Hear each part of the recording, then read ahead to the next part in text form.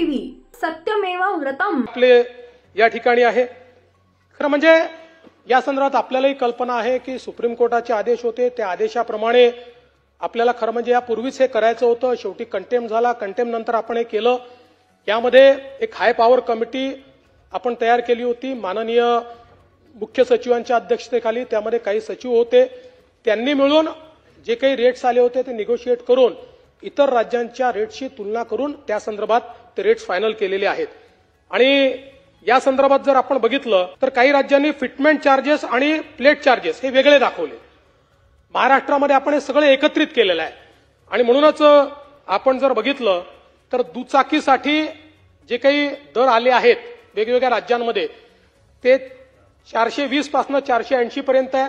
महाराष्ट्रामध्ये 450 आहे। 3 चाकीसाठी 450 ते 550 आहे, महाराष्ट्रात 500 आहे। 4 चाकीसाठी या ठिकाणी 800 रुपये, आपले 745 आहे। जड वाहनांकरता 690 ते 800 आहे, आपले 745 आहे। मी मुद्दाम काही राज्यांच्या रसीद घेऊन आलो आहे। म्हणजे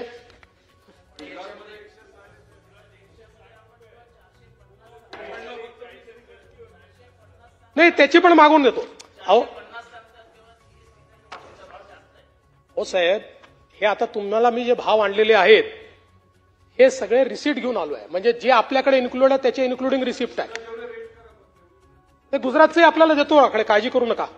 चला, काहीतरी गुजरातचं आवडलं तुम्हाला, आनंदाची गोष्ट आहे। आता समजा आपण गोव्याचा विचार केला तर या ठिकाणी त्यांनी काय केलंय, मूळ किंमत 315 रुपये, फिटमेंट किंमत 100 रुपये, कन्व्हेन्स फी 50 रुपये, जीएसटी 83 रुपये, असं जर केलं तर त्यांची किंमत होते 548 रुपये। चंदीगडची देखील किंमत होते, मूळ किंमत 315 रुपये, त्यांची जवळपास 549 रुपये होते। आणि महाराष्ट्राची किंमत ही एकूण किंमत जर आपण बघितली तर 531 रुपये होते। त्यामुळे या ठिकाणी कुठेतरी महाराष्ट्रामध्ये खूप मोठ्या प्रमाणात केलेला आहे।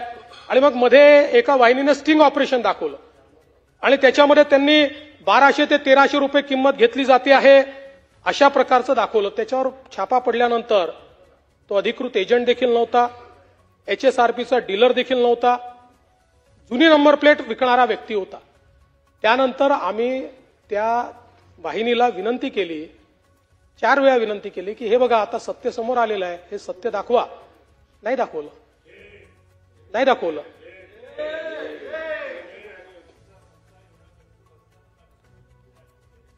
अजूनही तुमच्याच कंट्रोलमध्ये आहेत ना ते। त्यामुळे माझं तर मत आहे की गुजरातच का, कुठल्याही राज्याने चांगलं केलं असेल त्याला चांगलं म्हणायचं आणि ते आपण अंगीकारायचं।